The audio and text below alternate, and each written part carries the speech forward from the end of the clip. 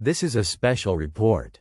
5 decades, 6 bankruptcies, 34 felony convictions, 3,500 lawsuits, $2 billion in retail crypto losses, and one man at the center of all of it. I'm Stormy Daniels, and yes, I do have some personal experience with Donald Trump's relationship with the truth. But tonight, we're not here for my story. We're here for all of them. Every grift, every scam, every scheme, documented, sourced, and on the record. Let's start at the beginning. In 1973, the U.S. Department of Justice sued Donald Trump, his father Fred, and their company for systematically refusing to rent apartments to black tenants. We're talking 39 buildings across New York City. Federal investigators found that applications from black renters were being marked with the letter C, for colored, and denied units that white applicants were offered the same day. Trump's response? He countersued the federal government for $100 million. That suit was thrown out. He eventually signed a consent decree, basically a promise to stop discriminating. By 1978, the DOJ said he wasn't keeping that promise either. Oh, and during this same period, he started calling reporters pretending to be his own publicist, a guy named John Barron. He did this for years. Audio of him doing it surfaced in 2016. He denied it was him, then admitted it was. So the very first thing you need to know about Donald Trump is that he has been lying to people professionally since the 1970s. In the 1980s, Trump went to Atlantic City and built a casino empire. 3 major properties, the Taj Mahal, Trump Plaza, and Trump Castle. He financed them with junk bonds at 14% interest, which, if you know anything about debt, is the financial equivalent of lighting your money on fire and hoping it keeps you warm. The Taj Mahal cost over $1 billion to build. Within a year, it couldn't make its debt payments. Bankruptcy number 1. Then came bankruptcies 2, 3, 4, 5, and 6, across his various casino entities between 1991 and 2009. Here's the part that matters. If you invested $1 in Trump's casino company when it went public in 1995, by 2005 that dollar was worth about 2 cents. Bondholders took massive losses. Employees lost jobs. Contractors went unpaid. But Donald Trump? According to SEC filings analyzed by the New York Times, he personally pulled out more than $82 million in salary, bonuses, and compensation during that same period. He'll tell you these were corporate bankruptcies, not personal ones. And that's true. That's exactly the point. The corporation absorbs the loss. He walks away with the cash. Remember this structure, you're going to see it again. And again, and again. In 2016, USA Today published an investigation that found at least 3,500 lawsuits involving Trump and his businesses over 3 decades. More than 60 of those were from people and small businesses who said Trump simply refused to pay them for work they'd already done. Painters, plumbers, dishwashers, glass installers, cabinet makers, even his own lawyers. The pattern was always the same. Do the work. Send the invoice. Get told you're getting 70 cents on the dollar. Take it or spend years in court you can't afford. A man named Edward Friel installed cabinets in the Taj Mahal. After the work was done, Trump's people told him he'd get 70% of what he was owed. The dispute helped destroy his business. And his story is one of dozens. Trump's people say sometimes contractors did bad work. Maybe, but when every painter, plumber, and cabinet maker in 3 states has the same story about you, that's not quality control. That's a business model. In 2005, Trump launched something called Trump University. It was not a university. The state of New York told him it was potentially illegal to call it one. He did anyway. Here's how it worked. You'd go to a free seminar. The free seminar was a sales pitch for a $1,500 3-day seminar. The 3-day seminar was a sales pitch for the Gold Elite package, up to $35,000. You were told the instructors were handpicked by Donald Trump. Internal documents showed Trump had 0 involvement in selecting instructors, and many of them had no real estate experience whatsoever. A former employee named Ronald Schnackenberg said in a court filing that he felt the whole operation was, and I'm quoting here, a fraudulent scheme. Another called it a classic bait and switch. 3 lawsuits were filed, 2 class actions in California and 1 by the New York Attorney General. Trump swore up and down he would never settle. He settled all 3 for $25 million, right after winning the 2016 election. No admission of wrongdoing, of course. There never is. The Donald J. Trump Foundation was supposed to be a charity. Instead, according to the New York Attorney General, Trump used it as his personal checking account. Foundation money bought a $20,000 portrait of Donald Trump, then a $10,000 portrait of Donald Trump, then a $12,000 signed Tim Tebow football helmet. It paid $100,000 to settle a lawsuit at Mar-a-Lago. It paid $158,000 to settle another lawsuit at his golf course. And it made a $25,000 donation to a political group connected to Florida Attorney General Pam Bondi, whose office happened to be deciding at that exact moment whether to investigate Trump University. Bondi's office decided not to investigate. The foundation's board hadn't met since 1999. In 2018, the AG sued. In 2019, Trump was ordered to pay $2 million. The foundation was dissolved by court order, and Trump and his children were required to take a class on how to properly run a nonprofit. You can't make this up. Actually, you don't have to, it's all in the court record. In October 2018, the New York Times published one of the most important investigative reports of the decade, based on over 100,000 pages of confidential financial records. The finding: Trump had received at least $413 million from his father's real estate empire, much of it through what tax experts called fraud. The family set up a company called All County Building Supply. On paper, it looked like a regular supplier for Fred Trump's buildings. In reality, it was padding invoices by 20 to 50%, and the markups went straight to the Trump children. It let Fred transfer massive wealth to his kids while disguising it as business expenses. They undervalued real estate gifts at tiny fractions of their actual worth to dodge gift and estate taxes. They hid cash transfers as loans that were never repaid. And when Trump's actual tax returns were finally obtained by Congress years later, they showed he reported losses in most years between 2000 and 2018, and paid $750 in federal income tax in both 2016 and 2017. $750. I've paid more than that for a pair of shoes. One of Trump's best tricks is putting his name on buildings he doesn't own, didn't build, and has no responsibility for. People bought luxury condos thinking they were buying from Trump.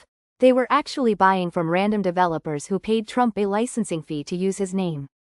The Trump Ocean Resort in Baja, Mexico collected over $32 million in deposits for a luxury condo tower. The tower was never built. The money was gone. When buyers sued, Trump said he was just the name on the building, not his problem. The Trump Tower in Fort Lauderdale? Foreclosure. Buyers lost six-figure deposits. Trump Soho in New York? A fraud investigation found the building was far less sold than they'd been claiming. A grand jury was convened.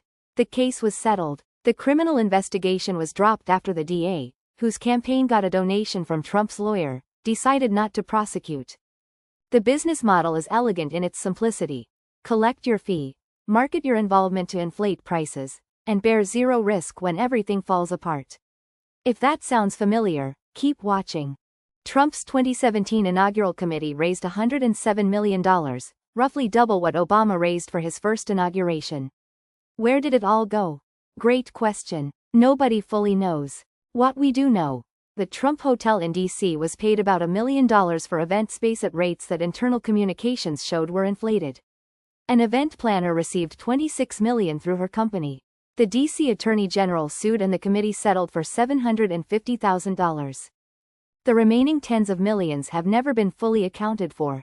Federal prosecutors investigated. No charges. Just another pile of money that vanished into the Trump orbit. When Trump became president, he didn't sell his businesses. He put them in a trust run by his sons, which is like asking the Fox's children to guard the henhouse. His D.C. hotel became the place where anyone who wanted something from the president could put money directly into his pocket. Foreign governments booked rooms. Lobbyists held events. Republican officials made it their home base. Lawsuits were filed alleging violations of the Constitution's Emoluments Clause, which says the president can't take payments from foreign governments. The suits were dismissed on procedural grounds.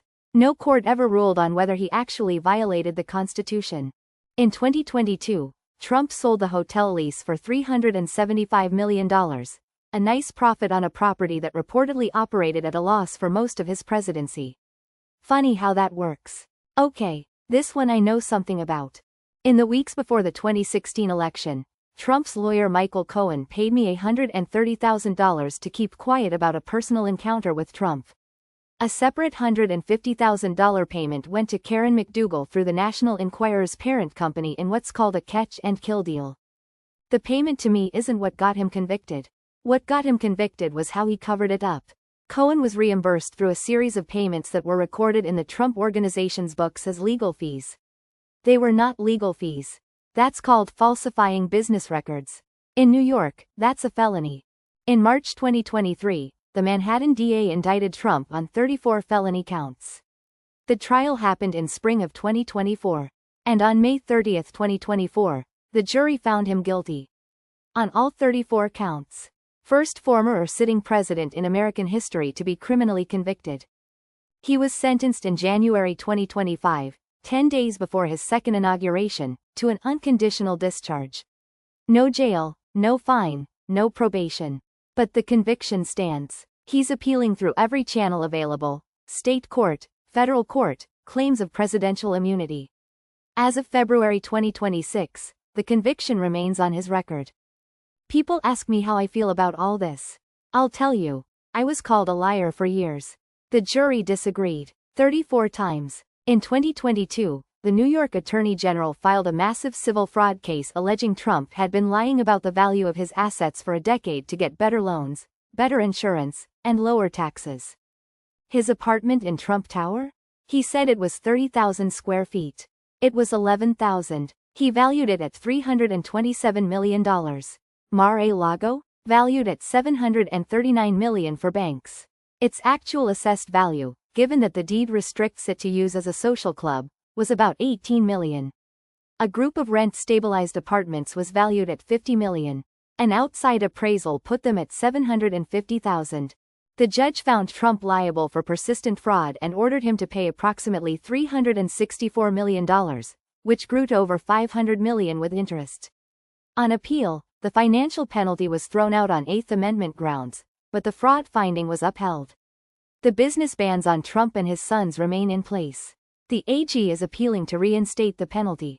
Writer E. Jean Carroll accused Trump of sexually assaulting her in a department store dressing room in the mid-1990s. Trump said he'd never met her, there's a photo of them together, and told reporters she was not my type. She sued for defamation. In May 2023, a federal jury found him liable for sexual abuse and defamation and awarded Carroll $5 million. In a second trial focused on additional defamatory statements, the jury awarded her another $83.3 million. The $5 million judgment has been upheld on appeal. Trump may try to take it to the Supreme Court. For those keeping score, that's now a criminal conviction and nearly $90 million in civil liability for things he said didn't happen. After getting banned from social media following January 6, Trump launched Truth Social. The company, Trump Media and Technology Group, went public through a special purpose acquisition company in 2024. The stock ticker is DJT, because of course it is.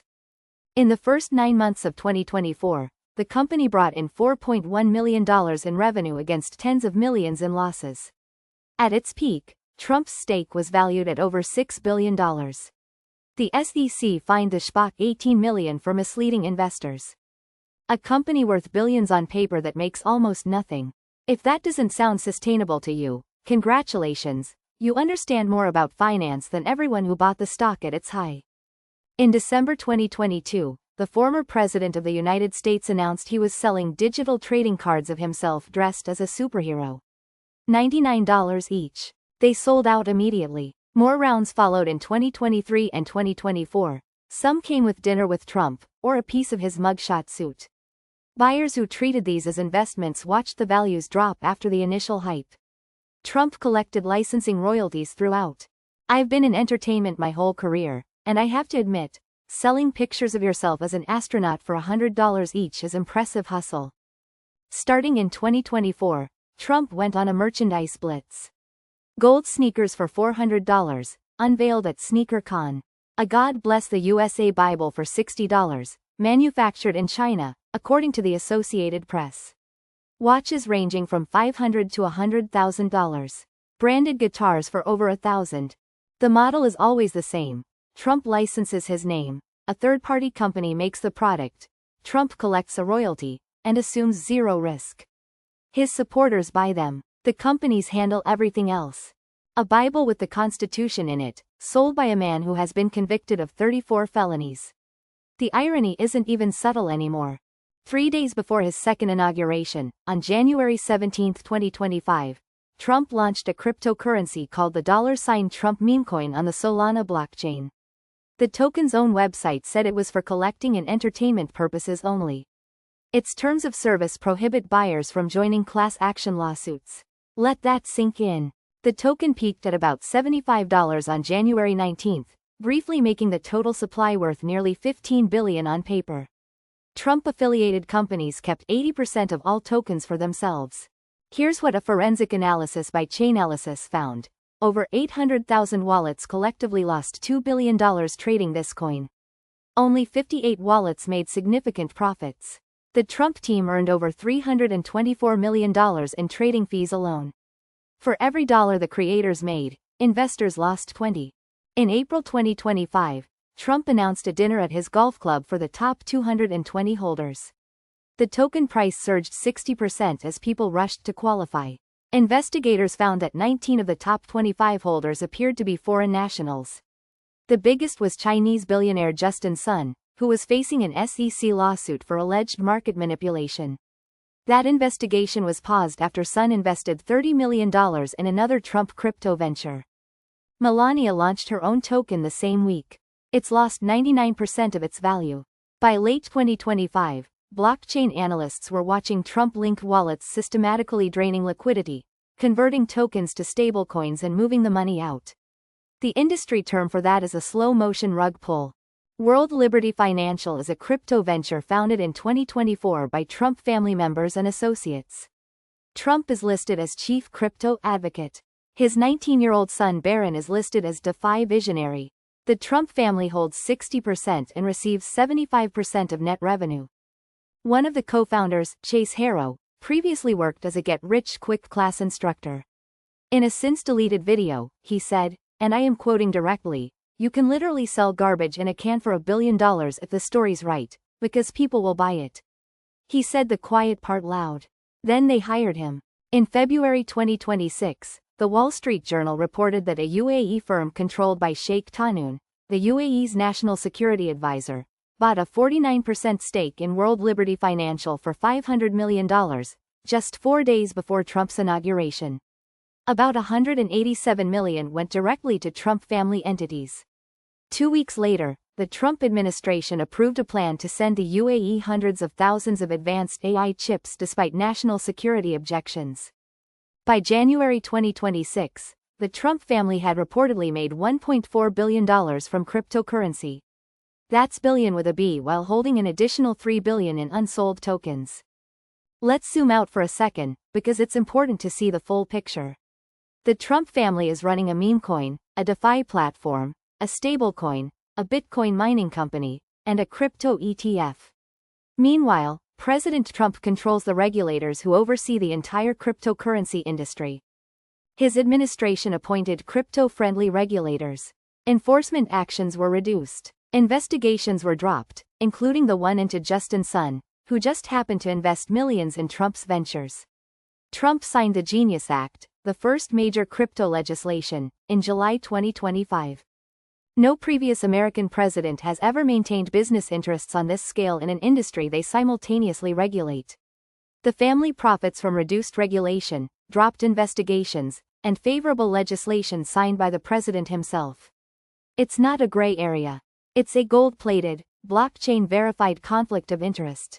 50 years, dozens of ventures, and if you've been paying attention, you've noticed it's the same playbook every single time. Step 1. Lend your name. Step 2. Collect your money up front. Step 3. Let everyone else take the risk. When the casino goes bankrupt, Trump keeps his salary. When the condo project fails, Trump keeps his licensing fee. When the meme coin crashes, Trump keeps his trading fees. The structure never changes, only the scale does. In the 70s, it was padded invoices and housing discrimination. In the 2000s, a fake university and a charity slush fund. In 2025, it's a sitting president running a crypto empire while rewriting the rules that govern it, and his supporters are the ones holding the bag. And through all of it, the lawsuits, the bankruptcies, the convictions, the one constant is this: Donald Trump has never once admitted he did anything wrong. Not once. About anything. Ever. Everything in this report comes from court records, SEC filings, government investigations, and investigative journalism from the New York Times, Washington Post, CNBC, Reuters, Bloomberg, and others. Where legal outcomes are still pending, we've said so. Where Trump has denied wrongdoing, which is everywhere, we've noted that too. I got into this story because a man paid me $130,000 to keep quiet and then lied about it in his company's books. That's how I became part of the first criminal conviction of a president. But my chapter is just 1 out of 19. And the story isn't over. I'm Stormy Daniels. Thanks for watching.